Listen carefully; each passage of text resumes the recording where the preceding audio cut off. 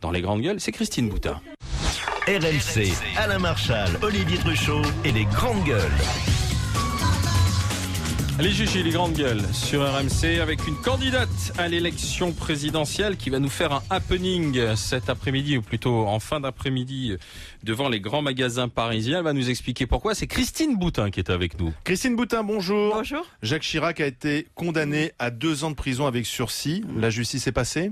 Oui, je crois que au moins les faits sans doute étaient avérés et donc il y a eu condamnation. Je trouve ça juste et au moins j'espère que ça rassurera nos concitoyens qui pensent qu'il y a une justice à 2 vitesses. Non, il n'y a pas de justice à 2 vitesses. Bon, c'est avec sursis. Je crois que c'est normal compte tenu de l'état de santé de Jacques Chirac, mais voilà. Donc on avait un délinquant à la tête de l'État.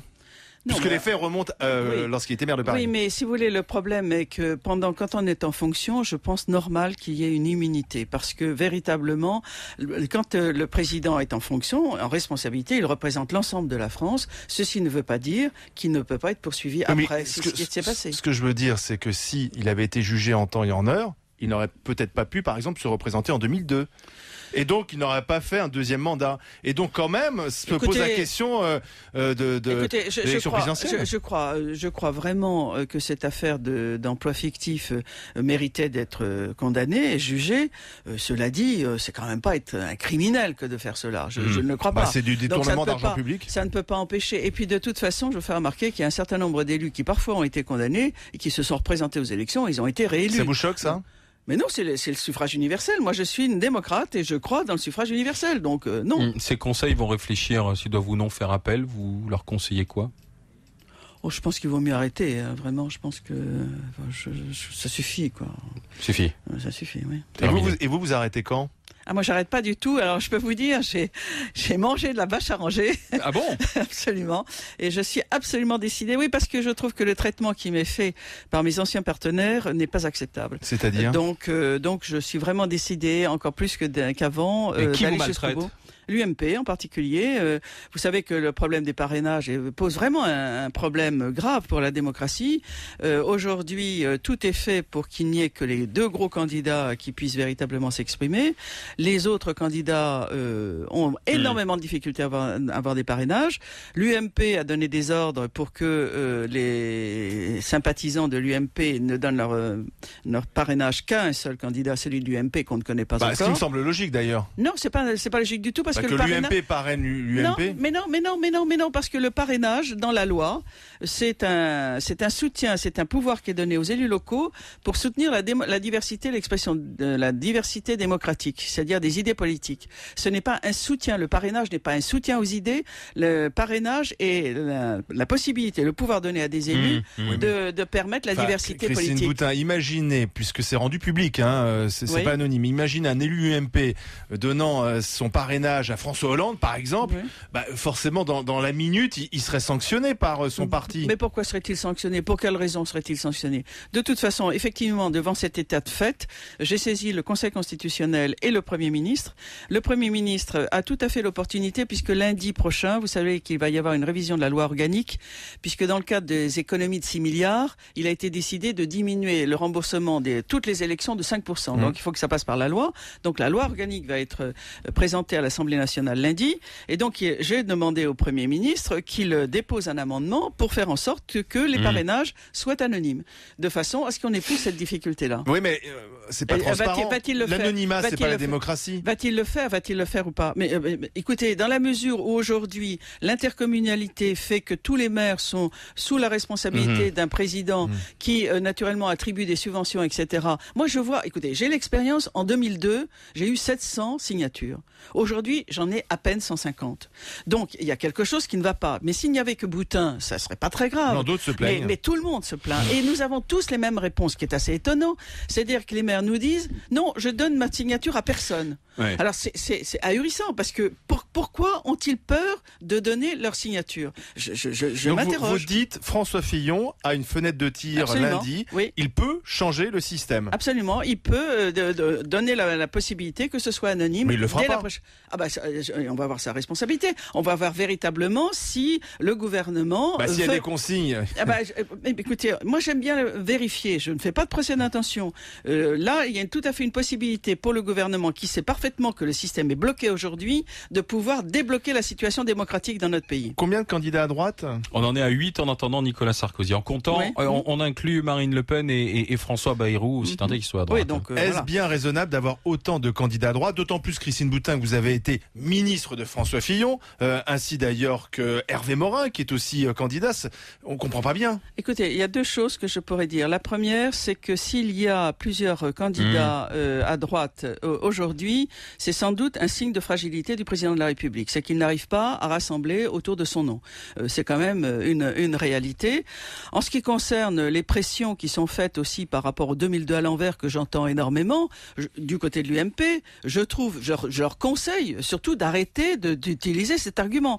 Parce que cet argument veut donc dire que le président de la République n'est pas sûr, alors qu'il est sortant d'un bilan qui pourrait lui permettre de gagner. Donc arrêtons, je demande à M. Copé d'arrêter de fragiliser le président de la République comme il le fait actuellement. Oui, mais Christine Boutin, dernière étude CSA pour RMC, ce matin, vous êtes crédité de 0,5% des voix. Quel est l'intérêt de se présenter pour si peu? Et parce que les 0,5% n'ont pas de sens, vous le savez très bien, tous les sondages savent très bien qu'en dessous de 2%, il y a un coefficient d'erreur qui fait qu'on ne sait pas si c'est 0,5 ou 2.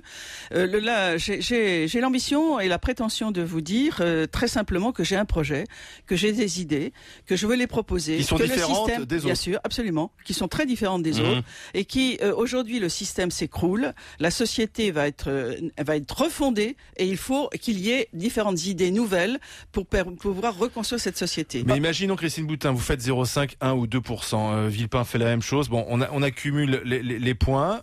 Nicolas Sarkozy sera pas au deuxième tour. Ça sera Marine Le Pen.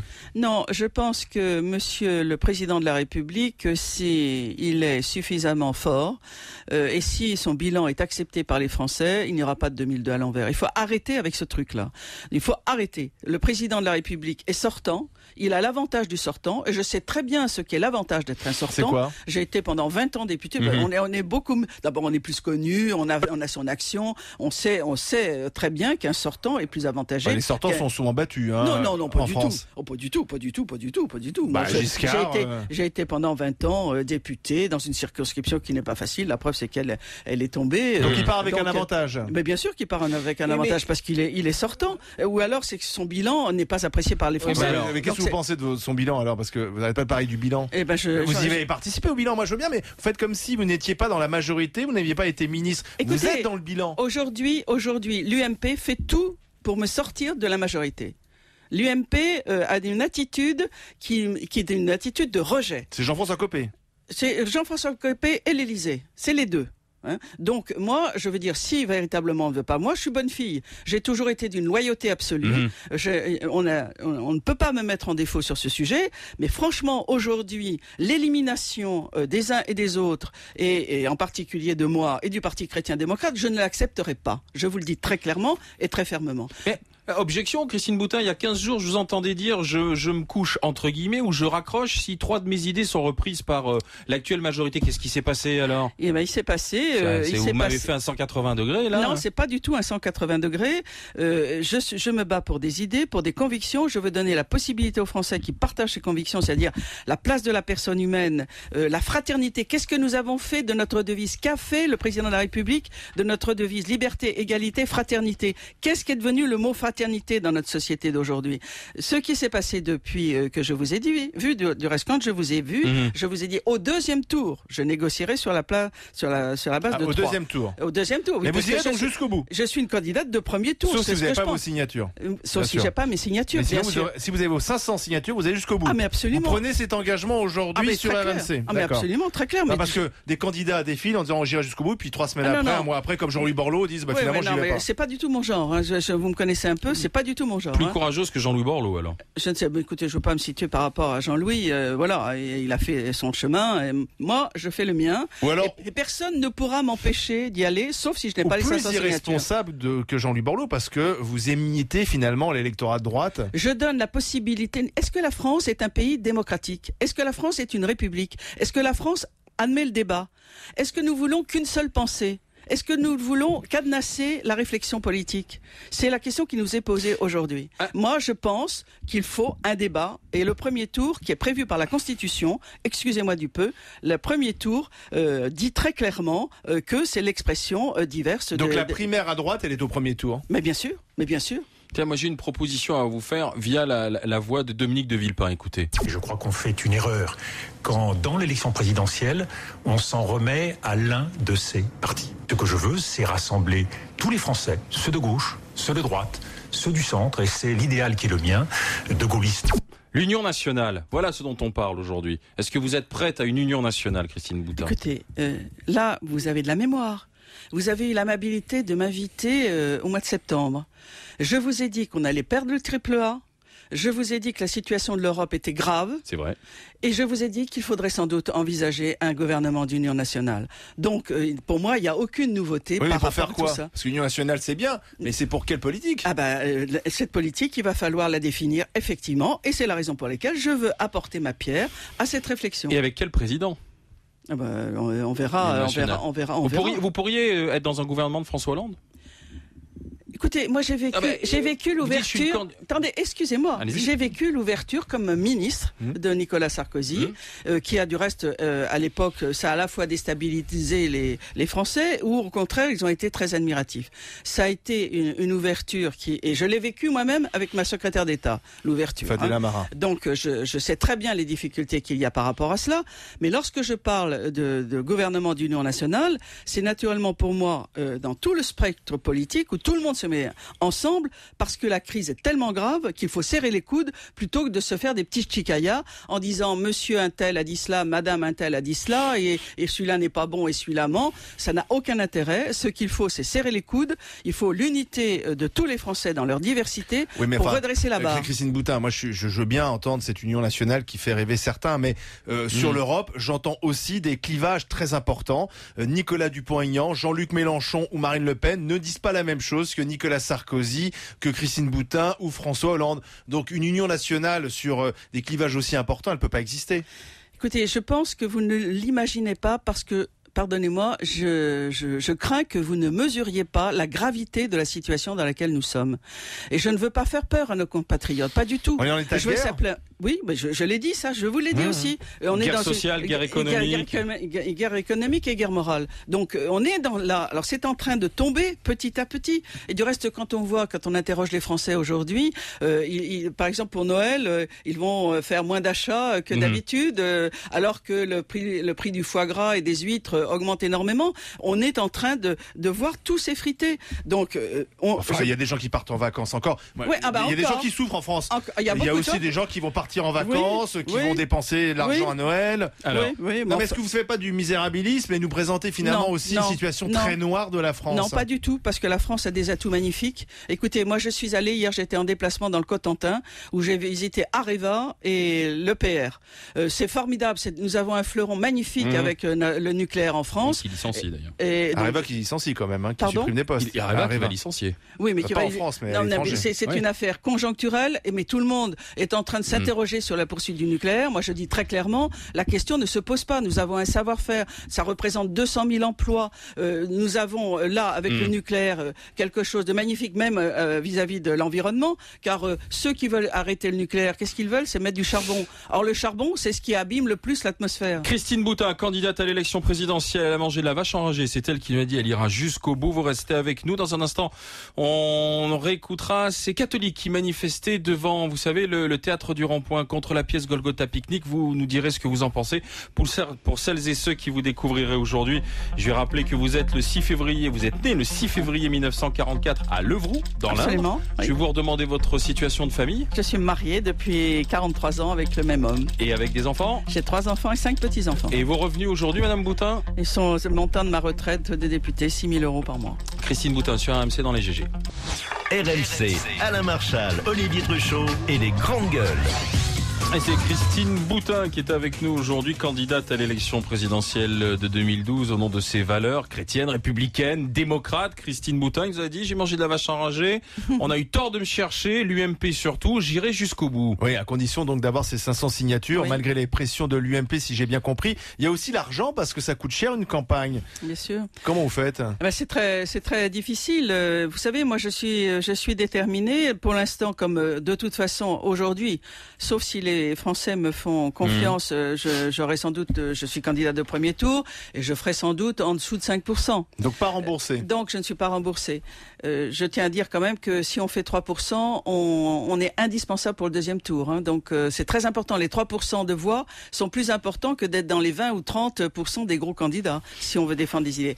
Donc sur le plan financier, puisque c'est très difficile d'avoir des prêts puisqu'on ne sera pas remboursé, et bien moi je vous le dis très clairement, je mets tout sur table. J'ai hypothéqué une partie de ma maison pour pouvoir avoir l'avance de trésorerie, parce que je n'ai pas d'argent. Personnellement, je n'ai pas une fortune personnelle, et donc pour pouvoir avoir un prêt de trésorerie pour démarrer ma campagne, j'ai donc hypothéqué. Ça représente quelle somme ? 150 000 euros.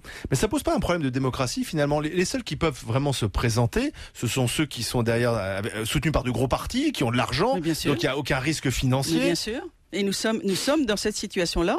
Et plus on avance, plus tout se met en ordre de marche pour qu'il n'y ait que les gros. Tout comme dans le monde économique, on dit beaucoup que c'est le 440, les gros financiers qui règlent le monde. Eh bien, on est en train d'installer sur le plan politique, en France, pays de la démocratie, où est née la démocratie, pays républicain qui donne des conseils au monde entier sur la démocratie. Nous sommes en train d'installer un système où il n'y a que les deux gros qui peuvent s'exprimer. Eh bien, ça, je me battrai, mais jusqu'au bout, je vous le dis, jusqu'au bout, pour défendre la démocratie. Christine Boutin, justement, certains se sont battus jusqu'au bout aussi, bravant les forces de l'ordre pour aller devant le théâtre du Rond-Point où était donnée la pièce Golgotha Pique-Nique. On connaît vos convictions chrétiennes, on écoute, vous réagissez. C'est une attaque systématique contre Dieu, financée par les pouvoirs publics, qui donc deviennent dangereux pour notre société. Je ne veux pas avoir quelque chose d'abominable et d'affreux contre notre Seigneur. Le jour où ils tomberont en enfer, ils seront bien obligés d'y croire. Est-ce que vous soutenez ces catholiques que l'on qualifie d'intégristes qui sont allés manifester contre la pièce Golgotha Pique-Nique ? Alors moi j'ai une position qui est très très claire. Je suis depuis toujours contre la censure et je suis pour la liberté d'expression. Alors à partir du moment où on dit cela, on prend le risque effectivement d'être blessé. Et je peux comprendre qu'on puisse être blessé par une expression artistique, mais personnellement, je comprends aussi qu'il y a des réactions par rapport à des financements publics. Mais cela dit, quand on est catholique, et vous le savez que je le suis, notre religion est une religion qui croit dans la prière, qui croit dans la paix, qui croit dans l'amour et pas dans la manifestation. Donc voilà, je comprends qu'on soit blessé. Du reste, voilà, moi-même, je suis allé prier à Notre-Dame à l'invitation du cardinal 23 qui a demandé, et du reste c'était magnifique, une cérémonie splendide, avec bondé, avec 7000 personnes, enfin voilà. Mais ça, c'était la prière, nous étions dans notre foi, l'exercice de notre foi. Mais je comprends qu'on puisse être blessé, bien sûr. Qu'allez-vous faire au boulevard Haussmann à Paris ? Alors, boulevard Haussmann, pour ceux qui ne connaissent pas, c'est le boulevard des grands magasins qui aujourd'hui regorge de cadeaux, des vitrines formidables, et on fait ses courses de Noël dans ces grands magasins. Qu'est-ce que vous allez faire sur place ? Je rappelle simplement, on vous y sera à 17h45 pour une espèce d'happening et interpellé sur la surconsommation. Oui, absolument. Si vous voulez, effectivement, nous serons avec mes amis, mon staff, pour distribuer des tracts, pour appeler l'attention des Français sur cette consommation à outrance qui nous a amené à avoir une vie qui n'a plus de sens, plus d'objectifs, où on ne sait plus qui on est, où on va et où on nous emmène.